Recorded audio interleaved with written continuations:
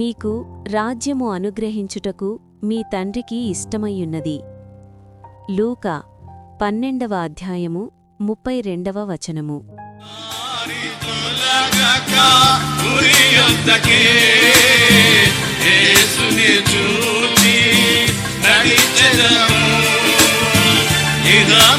శుద్ధులై నడచువారే పరమున ప్రభుతో సంచరించెదరు.